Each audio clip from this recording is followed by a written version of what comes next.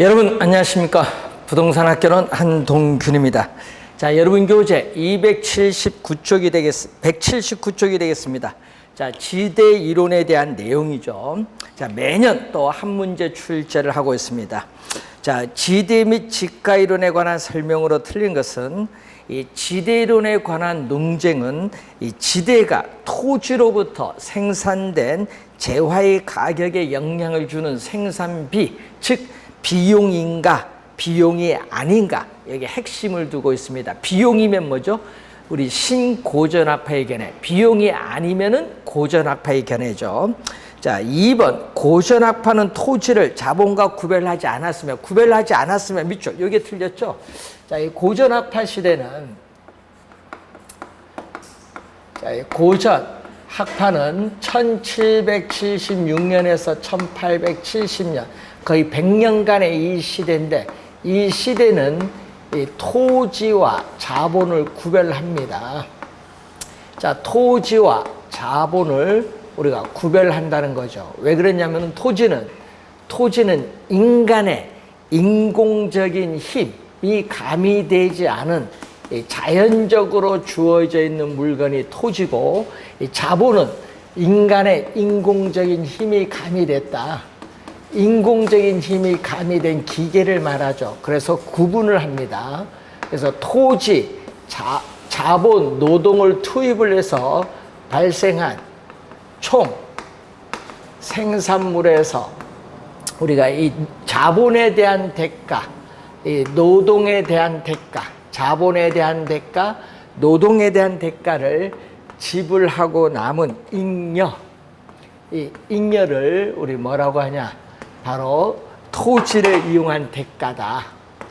자, 이 토지를 이용한 대가인 이 지대라고 부르죠. 이 지대는 그래서 잉여의 성격이고, 또 토지는 자연적으로 주어져 있는 물건이기 때문에 인간의 노력에 의하지 않는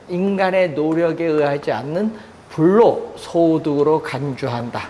불로소득으로 간주한다. 그래서 2번 정답이고, 3번 리카도의 차액지대설에서는 토지의 비옥도가 지대를 결정하게 되며 한계지에서는 지대가 발생하지 않는다는 그러한 내용이죠. 그래서 리카도, 자, 리카도에 있어서의 차액 지대설이죠. 그래서 이 영국에서의 이 농업용 토지에 있어서의 이 비옥도, 이 영국에서 농업용 토지에서의 이 비옥도의 차이가 이 단위 면적당 수확량의 생산성의 차이를 가져오고, 이 생산성의 차이가 이 지대의 차이를 가져온다고 주장을 하죠. 그래서 우선은 리카도는 지대를 뭘로 보냐? 리카도는 지대는 시장에서 거래되는 이 생산물 가격에서 이 생산비를 뺀 것을 지대라고 보는데, 이때 토지에 우리가 비옥도가 낮은 토지의 비옥도가 낮은 토지를 우리는 열등지라고 하고, 열등지 중에 열등지, 즉 토지의 생산성이 가장 낮은 토지를 우리는 최열등지인 한계지라고 해요.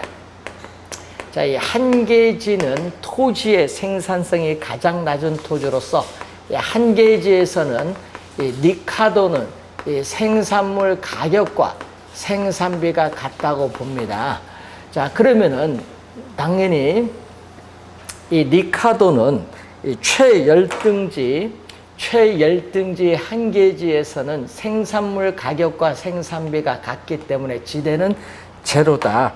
그래서 지대는 어떻게 그래? 발생하지 주장을 하죠. 3번 맞는 지문이죠. 4번 마르크스의 절대지대설에 따르면은 지대는 토지 소유자가 토지를 소유하는 그 자체, 소유의 동그라미 칠까요? 소유가 포인트, 그 자체로 인해서 발생하며, 따라서 한계지 밖에서도 토지 소유자가 요구하면은 지대가 발생을 하는 거죠. 그래서 이 마르크스 이 마르크스의 이 절대지대설에 대한 내용이죠. 자, 마르크스는 항상 이 토지 소유 자체, 이 자본주의 사회에서는 토지는 사유화가 되어 있습니다. 사유화가 되어 있기 때문에 이 토지 소유 자체가 지대를 발생시키는 원인이 된다. 자, 이 토지 소유가 중요하죠. 이 토지 이 소유 자체가 이 지대를 발생시키는 원인, 이 소유가 포인트라는 거죠. 포인트, 소유가 포인트. 자, 그래서 리카도와는 달리 마르크스는 아무리 한 개지 범위 바뀌는 토지를 할지라도 토지 소유자가 요구하면 지대를 지불해야 됩니다. 따라서 한 개지에서도 지대가 발생한다고 주장한다. 중요 또 포인트가 되겠습니다. 자, 그러면은 이제 4번 맞는 지문이고 5번 튀넨의 위치 지대설에 따르면은 토지의 비옥도가 동일하더라도 위치에 따라 지대의 차이가 발생할 수 있습니다. 그래서 튀넨은 이 리카도 이론이죠. 자, 리카도 이론에서 튀넨은 뭐죠? 이 지대는 토지의 비옥도만이 아닌 이 위치에 따라 지대가 달라진다는 위치 지대의 개념을 통해서 현대적 입지 이론의 기초를 제공한 학자가 바로 튀넨이죠. 그래서 튀넨의 이론을 위치 지대설이라고 하죠. 그래서 이 위치에 따라 지대의 차이가 발생할 수 있습니다. 자, 65번 문제로 갑니다. 180페이지. 리카도의 차액지대론에 관한 설명으로 옳은 것을 모두 고른 것. 자, 지대를 발생시키는 원으로서 비옥한 토지의 부족, 한정과 수학 체감의 법칙을 우리가 제시를 했죠. 그래서 리카도는 이 지대를 우리 발생시키는 원인을 크게 두 가지로 봅니다. 영국에서 이 농업용 토지죠. 이 비옥한 이 토지가 한정되어 있다. 비옥한 토지가 한정되어 있다는 희소성이죠. 이 희소성과 이 수학 체감의 법칙이 작용하고 있다. 이 두 가지를 우리는 보고 있다는 거죠. 자, 이 두 가지를 우리는 지대를 발생시킨 원인, 기억은 맞는 지문. 자, 니은을 봅니다. 경작되고 있는 토지 가운데 생산성이 가장 낮은 토지를 한계지라고 하는데 한계지에서는 지대가 발생하지 않습니다. 맞는 지문이죠. 자, 토지 소유자는 토지 소유라는 독점적 지위를 이용하여 최열등지 한계저도 지대를 요구한다. 그것은 마르크스의 절대지대설이죠. 디귿은 틀렸고, 네 번째, 지대는 생산물 가격에 의해서 결정되기 때문에 토지 생산물 가격의 구성 요인이 되지 않으면 또한 될 수도 없다. 그래서 리카도는 이 지대는 고전학파의 이 대표적인 학자가 리카도입니다. 그렇기 때문에 이 지대는 이 시장에서의 이 생산물 가격에 의해서 결정된다. 지대는 이 시장에서의 생산물 가격에 의해서 결정되어진 결과이지 생산물 가격에 영향을 못 미치는 거죠. 자, 생산물 가격이 우리 곡물 가격이죠. 예를 들면 영국에서 밀 가격인데 밀 가격이 폭등하면은 이 재배 면적을 확대하기 위해서 토지에 대한 수요가 증가하니까 지대는 어떻게 상승하고 또 생산물 가격이 하락하면 토지 수요가 줄으니까 지대는 하락한다는 그런 의미가 되겠습니다. 따라서 네 번째는 맞죠. 기역, 니은, 니을 세 개가 맞네요. 4번 정답이 되겠습니다. 자, 66번 지대 이론에 관한 설명으로 틀린 것은 고전학파는 토지는 자연물이기 때문에 자연적 특성을 강조하여 토지 자본 구별하였습니다. 맞고 리카도는 차액 지대설을 통해서 위치 중요성을 강조했다니까 틀린 지문인데, 자 여러분, 리카도는 토지 비옥도가 동일하면 생산성도 동일하고 지대도 동일해야 되는데 실제 지대의 차이가 발생하고 있습니다. 그래서 그것은 바로 리카도는 토지에 있어서의 뭐를 위치 문제를 경시했기 때문에 그렇다. 자, 리카도는 토지에 있어서의 위치 문제를 경시했다는 거죠. 그래서 위치를 중요시한 게 아닙니다. 2번 정답이 되겠고, 신고전학파는 지대를 생산 요소에 대한 대가로 보고 생산물 가격에 영향을 미치는 요소 비용으로 파악한 게 바로 신고전학파의 견해죠. 자, 신고전학파는 우리가 19세기 후반 약 1800 우리가 90년대에서 1929년 이 시기인데, 이때는 신고전학파는 토지 자본을 우리가 구별하지 않는다. 구별하지 않는다. 그래서 이 지대는 이 토지라는 생산 요소를 제공한 대가다. 이렇게 보시면 되겠습니다. 자, 위치 지대설에서 지대 함수는 중심지에서 거리가 멀어질수록 점점 우리가 감소하는 함수다. 자, 이때 이 중심지인 시장에서 거리가 멀어질수록 지대는 점점 이렇게 감소하는 역선형 함수를 말하죠. 자, 그래서 이 지대, 지불곡선, 지대를 지불할 용의가 있는 곡선은 마이너스 기울기를 가진 우리가 역선형 함수죠. 우하향한다. 예? 예, 중심지에서 거리가 멀을수록 지대는 점점 감소한다는 거죠. 자, 절대 지대설에 따르면 한계지 밖에서도 토지 소유자가 요구하면 지대가 발생하고 있습니다. 자, 67번 지대 이론에 관한 설명으로 틀린 것은 고전학파는 지대를 기회비용 성격이 아니라 고전학파에서는 지대를 잉여의 성격으로 파악하면서 불로소득으로 강조합니다. 기회비용이 아니죠. 잉여의 성격입니다. 1번 정답이고, 리카도는 토지가 제한되고 수학 체감의 법칙이 작용되며 토지 비옥도가 다를 것을 전제로 차액 지대설을 설명하고 있습니다.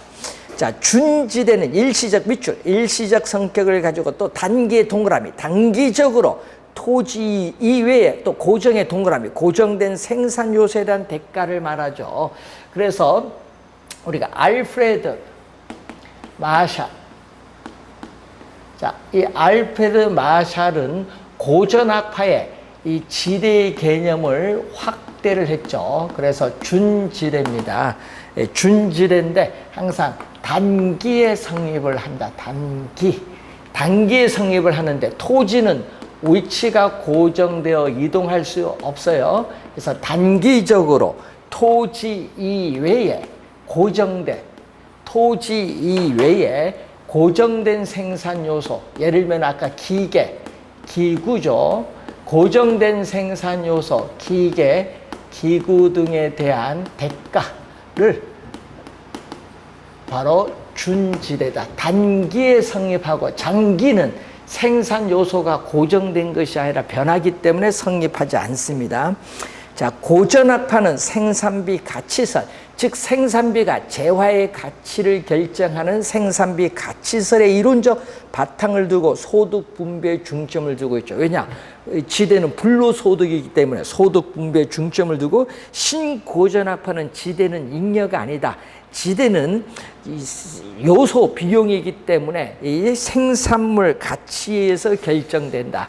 이 생산물 가치에서 결정된다고 보죠. 자, 우선은 이제 잘 확인해 두시고 68번 문제로 갑니다. 지대 이론에 관한 설명으로 틀린 것은 리카도는 비옥도의 차이, 비옥한 토지 양의 제한, 수학 체감 법칙의 작동을 지대 발생의 원인으로 보았다. 맞고요. 위치 지대설에 따르면 다른 조건이 동일할 경우에 지대는 중심지에서 이렇게 거리가 멀어질수록 지대는 하락을 합니다. 맞고, 절대 지대설에 따르면 토지 소유 자체가 지대를 발생시키는 원인, 이 토지 소유 자체가 이 지대를 발생시키는 원인이다. 또 맞는 지문이고, 이 입찰지대설에 따르면 토지 이용은 가장 높은 최고의 동그라미, 가장 높은 최고의 지대를 지불할 의사가 있는 용도의 할당, 배분이 되죠.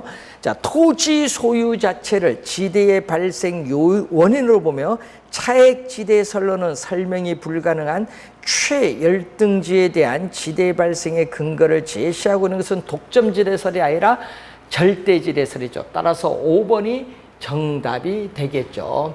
자, 윌리엄 알론소에 있어서의 입찰 지대설이죠.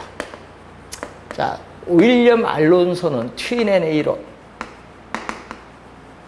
이 튀넨의 이론을 토지 공간에 적용하죠. 튀넨은 이 고립국 이론은 최초의 농업 입지 이론인데 이것을 토지 공간에 적용시켜서 확장 발전시킨 이론을 얘기합니다.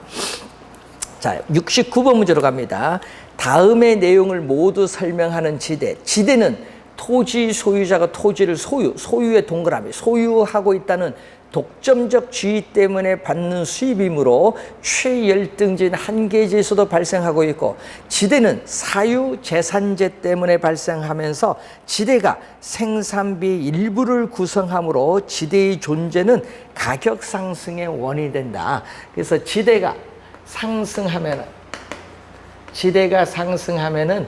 이 생산비가 상승하기 때문에 이 생산물 가격도 상승을 한다. 뭐 이런 의미겠죠. 자, 마르크스의 절대 지대에 대한 내용이죠. 5번 정답이 되겠습니다. 자, 한번 잘 확인을 해 두시고요. 자, 여러분이 이 72페이지에서는 이 얘기죠. 지대는 이걸 이용을 한 건데, 이 시장에서 거래되는 생산물 가격에서 생산비를 빼고 또 시장으로부터 거래에 따르는 수송비, 이것을 의미하는 거겠죠. 자, 그래서 이 생산물 가격에서 생산비를 뺀 건데, 이 수송비는 이 단위 거리당 1kg죠. 1kg 단위 거리당 수송비에 뭐를 곱해준다? 우리는 바로 시장으로부터 거리를 곱해주면은 수송비를 구할 수 있는데, 이걸 가지고 요 수식을 가지고 계산을 하면 돼. 이 지대가 이윤이죠. 그래서 그 숫자를 넣고 계산하면은 우리가 나올 수 있는 문제입니다. 뭐 한번 확인해 보시기 바라고요. 자, 그러면은 이제 관련해서 이제 여러분이 교재에 있어서 이제 74번 문제로 한번 가겠습니다. 187쪽이죠. 지대 이론에 관한 설명으로 틀린 것은 리카도의 차액지대설은 비옥도의 차이를 중시했으나 위치를 중시하지는 않았습니다. 위치를 경시했죠. 1번 맞고, 2번 마르크스는 토지 소유자는 단지 토지를 소유한다는 그 자체로 인하여 지대가 발생한다는 절대지대설을 주장을 하였습니다. 맞는 지문이죠. 자, 3번 튀넨은 비옥도의 차이보다는 위치를 중시하죠. 그래서 수송비 차이 때문에 지대를 한다. 자, 여러분 두 농업용 토지에 우리는 거리의 차이에 따르는 이 수송비 차이가 이 지대의 차이를 가져온다고 주장을 한 학자가 바로 튀넨이고, 튀넨은 이 시장에, 중심진 시장에 가까워지면 가까워질수록 이 전략되는 이 수송비를 지대로 지불해야 된다고 주장을 하면서 이 수송비의 중요성을 강조한 학자가 바로 튀넨이 되겠습니다. 자, 그런 의미죠. 그래서 3번 맞고, 4번 입찰지대에서는 가장 낮은 아니라 가장 높은 지대를 지불할 의사가 있는 용도에 따라 토지 이용이 이루어지고, 자, 마찰 비용 이론이죠. 자, 이 헤이그, 이 튀넨의 이론을 또 일반화시켰죠.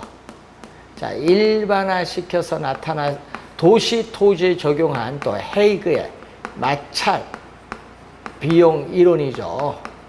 자, 이때 마찰 비용으로서는 우리가 지대와 교통비의 합으로 이렇게 구성이 됩니다. 자, 그래서 5번에 보면은 마찰 비용은 지대와 교통비의 합이고 이 시장에 도달할수록 이 전략되는 교통비를 이 지대로 지불해야 된다. 이 전략되는 교통비를 지대로 지불해야 된다고 주장한 학자가 바로 헤이그가 되겠습니다. 헤이그. 자, 75번 문제로 갑니다. 다음에서 설명하는 지대 이론은 자, 튀넨의 고립국 이론을 도시 공간에 적용하여 확장 발전시킨 것. 요것만 봐도 윌리엄 알론소의 입찰 지대설에 나와있죠. 자, 운송비는 도심으로부터 거리가 멀을수록 점점 증가합니다.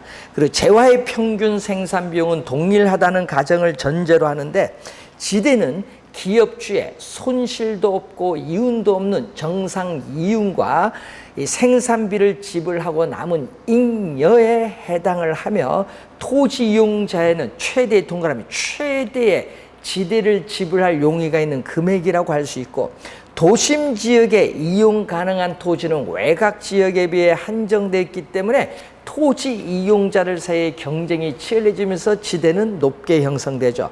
자, 뭐죠? 윌리엄 알론소의 입찰 지대 이론에 대한 내용이죠. 몇 번? 1번 정답이 되겠습니다. 자, 우선 좀 잘 확인을 해 두시고 자, 77번 문제로 갑니다. 189페이지에 자, 지대 이론에 관한 설명으로 틀린 것은 고전학파는 이 생산물 가격, 즉 농산물 가격이 지대에 영향을 미친다고 보고 토지를 자본과 구별하여 고찰한 이론이죠. 1번 맞고 2번 신고전학파는 토지를 생산 요소의 일종으로 봅니다. 그렇기 때문에 이 지대의 상승이 지대는 이 생산 요소 비용이기 때문에 이 지대의 상승이 농산물 가격에 영향을 준다고 보죠. 자, 니카도의 차액지대에서는 비옥도의 차이를 중시를 했으나 위치는 중시하지 않았다. 위치를 경시했습니다. 튀넨은 비옥도의 차이보다는 위치를 중시하여 농업용 토지의 시장과의 거리의 차이에 따르는 수송비 차이를 때문에 지대의 차이가 발생한다고 보았습니다.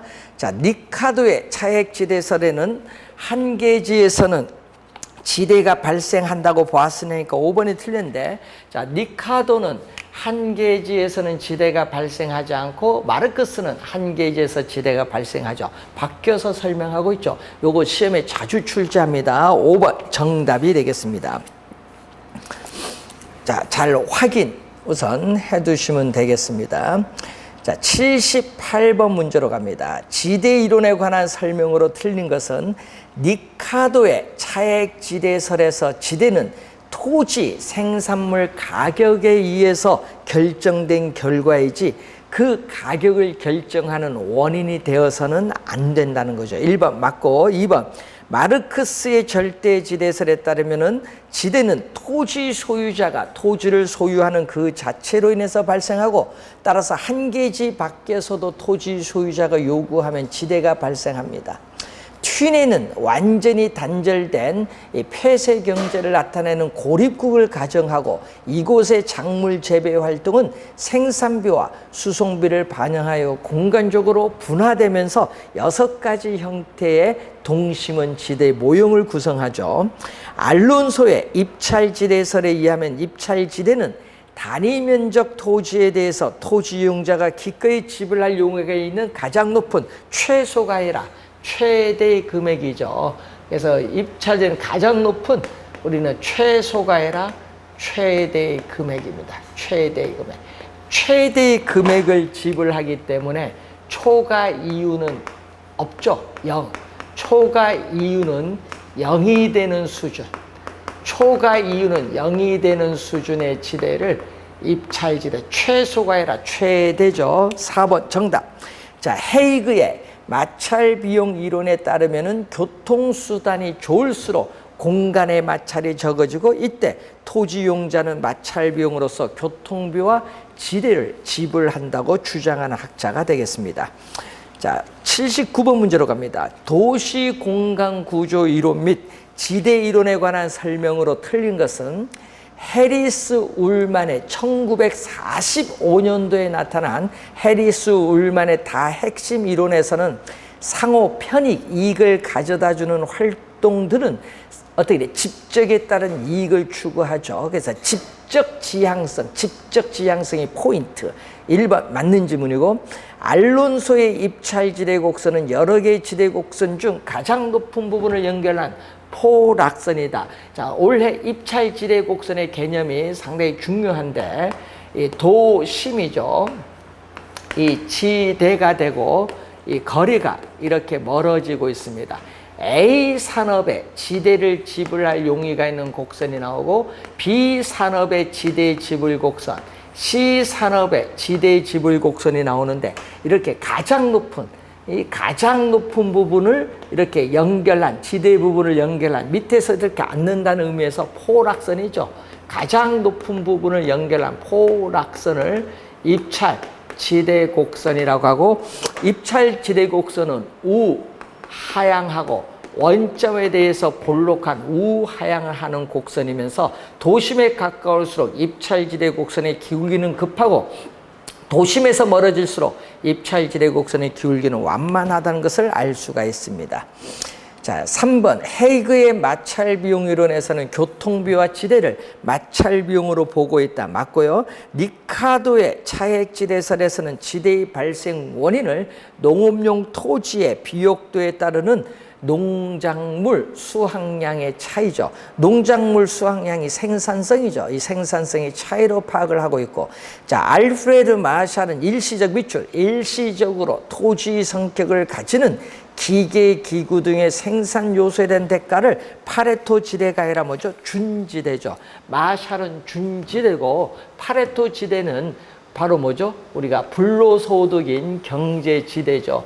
자, 수요 곡선과 공급 곡선이 주어졌을 때 만나는 점이 어떻게 돼요? 균형 가격, 우리가 균형 거래량이 있습니다. 자, 생산 요소를 이만큼 공급하면 나는 최소 이만큼 공급을 하고자 하는데, 실제 균형 가격만큼 공급하니까 이만큼의 불로소득을 얻고, 또 이만큼 공급하면 난 최소 공급 곡선과 만나는 점만큼 받아야 되는데, 실제 균형 가격을 받으니까 이만큼의 불로소득을 얻는데, 이걸 균형 거래량까지 세분하면 이런 면적으로 나타나는데, 이 면적이 불로소득인 경제지대라고 하면서 이것을 이탈리아 경제학자 파레토라는 학자 이름 따서 파레토 지대라고 하죠.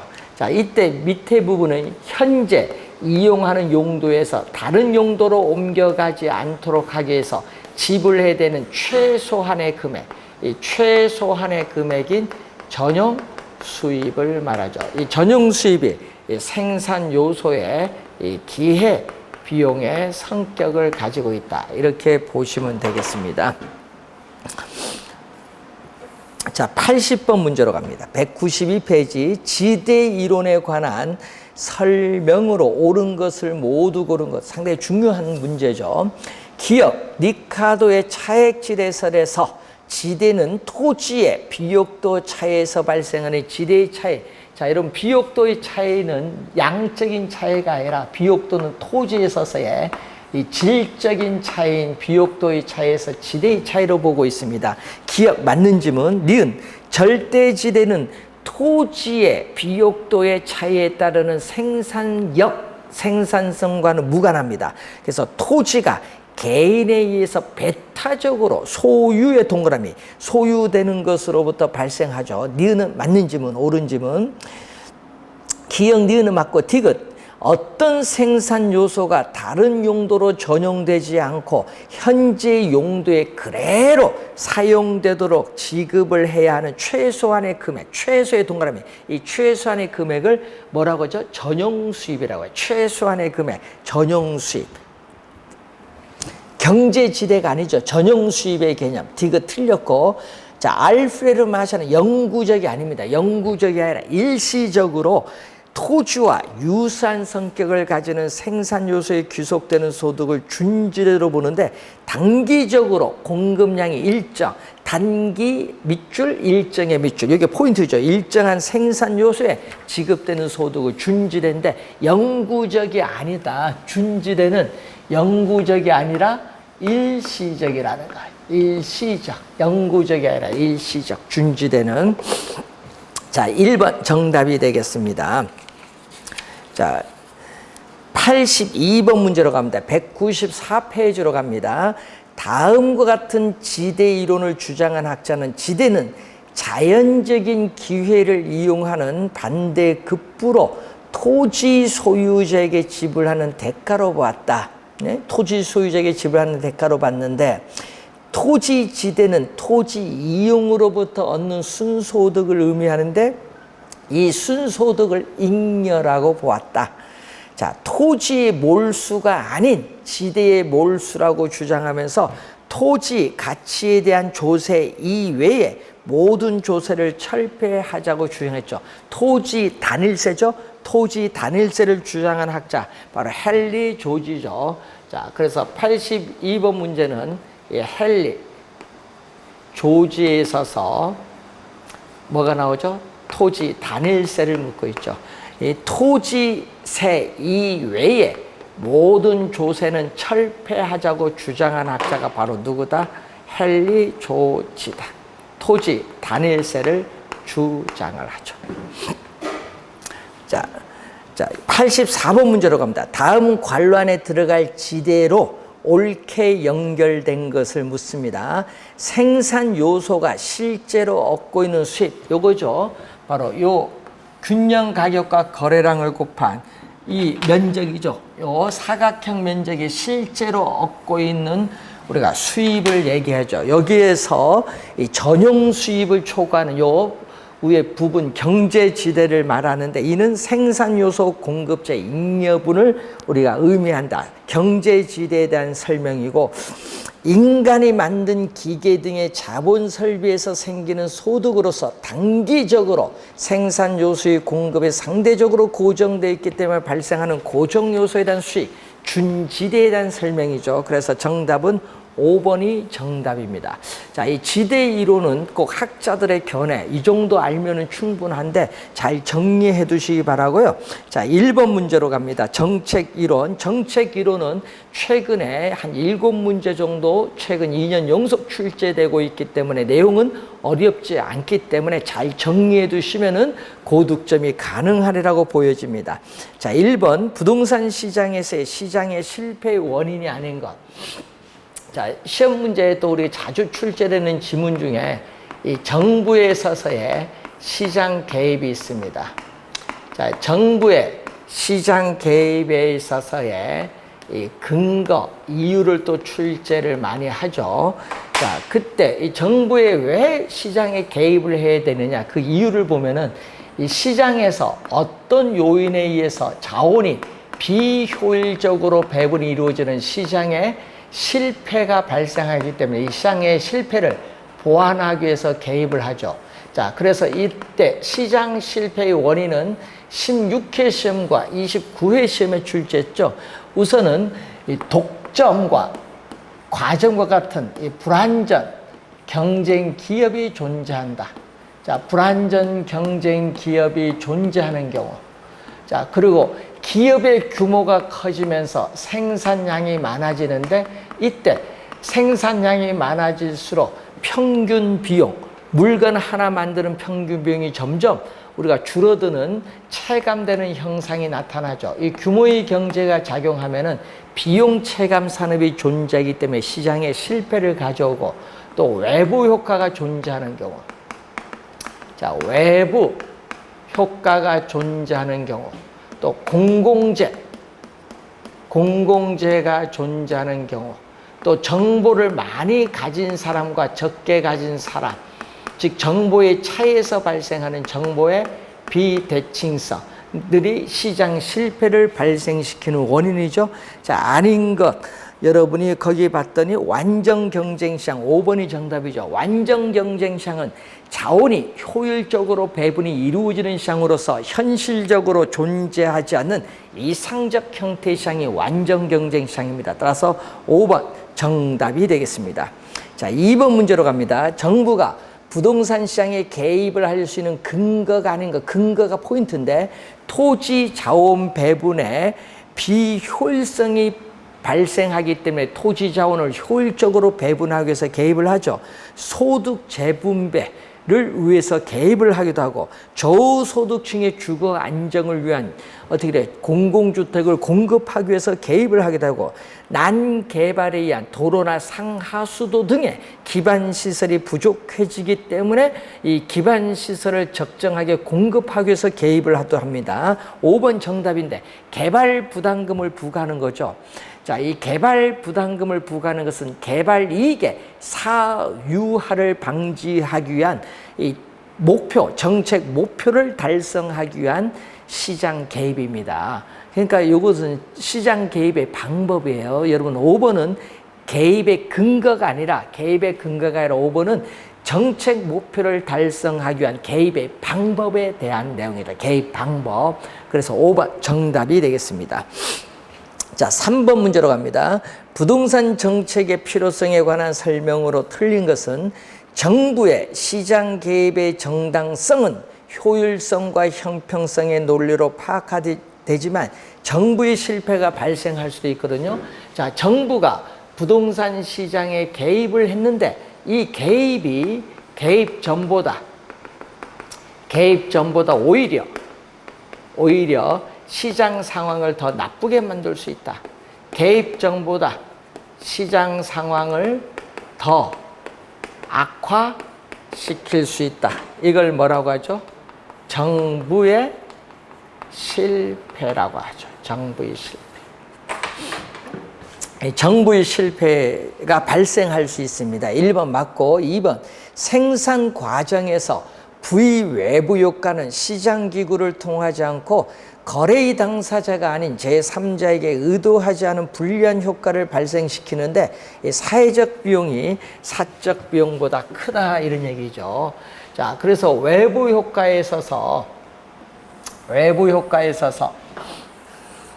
소비 과정에서 발생을 할 수도 있고 우리 생산 과정에서 우리가 발생을 할 수도 있는데 이때 부의 외부 효과는 외부 불경제라고 하죠. 자, 이 외부 불경제에 있어서 여기에 사회에서 부담하는 비용을 얘기합니다. 이 사회에서 부담하는 비용이 이 사적 비용, 기업이 제품을 생산하는 비용보다 크다. 이게 여러분이 생산에 있어서의 부의 외부 효과죠. 자, 3번 부동산 시장에서 시장의 힘에 의한 자원 배분은 왜곡될 가능성이 높기 때문에 우리는 비시장의 힘은 정부의 힘이라고 해요. 이 정부의 힘이 우리가 필요하다. 맞는 질문. 토지는 공공재가 아닙니다. 여러분 토지는 공공재가 아니라 토지는 사적 재화예요. 네, 사적 재화이라는 거 염두에 좀 두셔야 되고 공공재 힘으로 하니까 틀린 질문. 자, 4번 정답.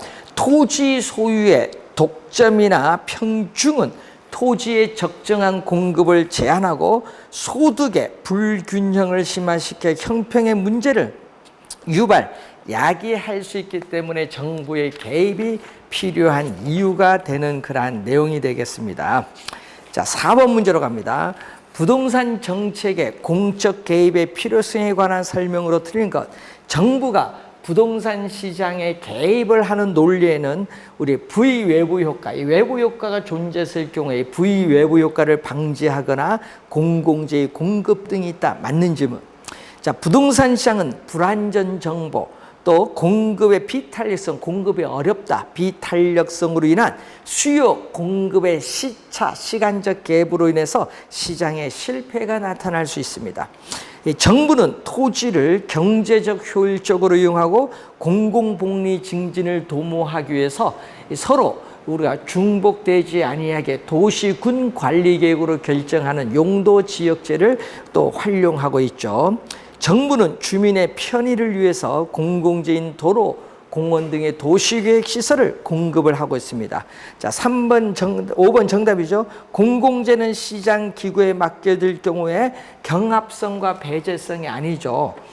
틀린 지문인데 공공재는 두 가지 특성을 가져야 돼요. 공공재는 이 두 가지 특성을 갖출 때 공공재라고 하는데 이 소비에 있어서의 경합이 일어나지 않는다. 이 TV, 방송 시청처럼 소비에 있어서 경합이 일어나지 않는다. 제가 소비를 했는데 다른 사람이 소비하면서 만족이 줄어드는 것이 아니라 다른 사람 똑같은 만족을 얻을 수 있거든요. 공동 소비가 되는 거예요. 자, 본인이 소비를 한다고 해서 다른 사람의 소비를 배제시킬 수 있느냐? 그렇지 않죠. 또 소비의 비배제성이죠. 공공재의 사용으로부터 어느 누구도 배제시킬 수 없다 보니까 공공재를 어떻게 돼요? 사용으로부터 어느 누구도 배제시킬 수도 없다 보니까 공공재에 대한 대가, 비용을 지불하지 않고 공짜로 이용하고자 하는 사람들이 나타날 수 있죠. 무인 승차자, 문제가 발생할 수 있습니다. 그래서 5번 틀렸는데 하여튼 소비의 비경합성과 비배제성. 그래서 5번 정답이 되겠습니다. 5번 정답. 자, 6번 문제로 갑니다. 외부 효과에 관한 설명으로 틀린 것은 외부 효과란 어떤 경제 활동과 관련하여 거래의 당사자가 아닌 제3자, 이 제3자에게 의도하지 않은, 자, 의도하지 않은 거거든요. 의도적인 것이 아니라 의도하지 않은 우리가 혜택을 주었는데 의도하지 않은 혜택, 편의, 이익을 주었는데 그에 대한 대가를 받지 못하는 것을 우리는 정의 외부 효과 또는 외부 경제고, 또 의도하지 않은 손해를 가져다 주었는데 그 손해에 대해서 또 대가를 지불하지 않는 것은 부의외부 효과, 외부 불경제라고 하죠. 1번은 개념입니다. 자, 의도하지 않은 포인트. 자, 정의 외부 효과가 발생하면은, 자, 뭐가 발생하죠? 정의 외부 효과가 발생하면은 지역 이기주의 상에서 내가 살고 있는 지역 사회에 공공 편익 시설이 들어온 건 오케이. Please in my front yard라고 하죠. 그래서 핀피 형상을 야기시킨다. 핀피 형상. 그리고 부의 외부 효과는 내가 살고 있는 지역사회 not in my backyard, 위험 혐오 시설, 공해 시설이 들어오는 것은 안 된다. 님비 형상이라고 하죠. 정의 외부 효과가 발생하면 핀피 형상을 발생시킵니다. 2번 정답. 인근 지역에 대규모 생태공원이 조성됨에 따라 주변에 아파트 가격이 상승하는 경우는 정의 외부 효과가 나타나죠. 자, 대규모 생태공원이 조성되면 쾌적성이 높아지기 때문에 주변 지역의 아파트 수요가 증가하면서 가격이 상승합니다. 외부 비용을 발생시키는 재화는, 자, 외부 비용은 요거죠. 이 사회적 비용은 이 사적 비용에다가 환경 오염 물질을 배출시키는 공장이 들어서기 때문에 그 환경 오염 물질을 한 단위 더 추가적으로 정화하는 데 드는 비용, 외부 비용이 존재하거든요. 이때는 사회에서 필요로 한 최적 생산량보다 더 많이 생산해요. 과다 생산된다. 과다. 사회에서 필요로 한 양만큼 외부 비용을 고려하지 않고 생산하다 보니까 과다 생산된다. 그게 과잉 공급이죠. 그래서 과잉 공급, 다른 말로 과다 생산이죠. 맞는 질문. 여러 용도가 혼재, 예를 들면 주거용, 공업용 이렇게 여러 용도가 혼재되어 있어서 인접 지역 간의 토지 이용의 상충으로 인해서 토지 시장의 효율적 작동을 저해하는 경우에는 부의외부 효과가 발생할 수 있다. 부의외부 효과가 발생할 수 있다는 그러한 내용이 되겠습니다. 자, 7번 문제로 갑니다. 관로 안에 들어갈 내용으로 옳은 것은 관상용 나무 재배는 공기를 정화하는 긍정적 외부 효과를 발생시킨다. 자, 나무 재배 시의 사회적 효용, 편익은 어떻게 돼요? 사회적 편익, 효용은 사적인 편익, 효용보다 요게 더 크죠. 사회적 효용, 편익은 사적 편익, 효용보다 더 커요. 자, 크고 이 사회적 최적 재배량은 사적 균형 재배량보다 더 많죠. 그래서 어떻게 돼요? 소비가 되는 거죠. 자, 그러면 이런 의미겠죠. 자, 예를 들어서 사적인 편익과 사적인 비용을 만나는 점에서 균형이 이렇게 나오고 있습니다. 자, 그런데 문제는 각 소비량에서 사회적 편익이 더 높죠. 이 크기만큼 사회적 편익, 효용이 더 높아요. 사회적 효용 편익이 더 높으니까 여기가 바로 뭐죠? 사회적으로 바람직스러운 최적 소비량인데 실제는 균형만큼 소비를 하기 때문에 이 크기만큼 과소죠. 과소. 우리가 소비가 되는 거예요. 과소입니다. 그러니까 어떻게 균형보다 사회적인 최적 재배량은 균형 재배량보다 많습니다. 그래서 1번 정답. 이 사회적인 최적 재배량은 균형 재배량보다 많다. 이 크기만큼 많습니다. 자, 그래서 1번 정답이 되겠습니다. 자, 8번 문제로 갑니다. 외부 효과에 관한 설명으로 틀린 것은 외부 효과는 한 사람의 행위가 제3자의 경제적 후생에 영향을 미치고 여기까지는 맞았는데 뒤에 그에 대한 지급된 보상을 제3자가 인지하지 못하는 형사. 지급된 보상 안 준 거거든요. 지급된 보상을 제3자가 인지하지 못하는 형상하니까 쉼표 뒤에가 틀렸어요. 여러분, 이익을 주었는데 그에 대한 대가를 받지도 못하고 손해를 입혔는데 그에 대한 손해에 대해서 대가를 지불하지 않는 것이 외부 효과입니다. 1번 정답. 정의 외부 효과는 핀피 형상을 초래할 수 있고 부의 외부 효과를 완화시켜주기 위해서 과다 생산되니까 과다 생산되면 생산량을 줄여야 되겠죠. 과다 생산되면은 사회적으로 바람직한 양만큼 생산량을 줄이기 위해서 뭐를 부과한다? 우리는 부담금이라든지 공회세와 같은 세금을 부과를 해야 된다는 얘기죠. 그래서 어떻게 돼요? 배출권, 오염물질 배출권에 대한 거래 제도가 있죠. 자, 정의 외부 효과를 장려하기 위한 수단으로서 과소 소비되니까 소비량을 늘려주기 위해서는 보조금을 지급해야 됩니다. 4번 맞는 지문이고 공장이 설립된 인근 지역에는 해당 공장에서 배출되는 폐수 등으로 인해서 주변의 부동산 가격이 하락하는 부의외부 효과가 발생할 수 있다는 거죠. 자, 그래서 여러분이 항상 주의해야 될 것은 이 정일 때는 과소입니다. 정일 때는 여기는 과소, 생산일 과정일 때는 생산, 소비일 때는 소비. 그래서 여러분이 이 생산 과정에서는 이 사회에서 부담하는 비용이 기술 파급 효과로 줄어들거든요. 사적인 비용보다 작으면은 이 생산 과정에서의 정의 외부 효과, 그리고 이 사회적 편익보다 술, 담배 소비할 때, 뭐 간접 흡연, 음주운전 할 때 이 사적인 편익이 사회에서 우리 편익보다 더 크죠. 왜냐? 간접 흡연으로 사회에서 피해를 주니까 사회적 편익은 줄어드는 형상, 이런 것이죠. 자, 이때 부의 외부 효과는 과다입니다. 부일 때는 과다, 사회에서 필요한 양보다 더 많이 소비한다, 과다 소비한다는 것을 기억을 좀 해두시면서 확인을 해두시기 바랍니다. 자, 그 내용을 우선 여러분들이 확인해 두시기 바라고 우리가 잠시 쉬고 우리가 10번 문제부터 들어가도록 하겠습니다.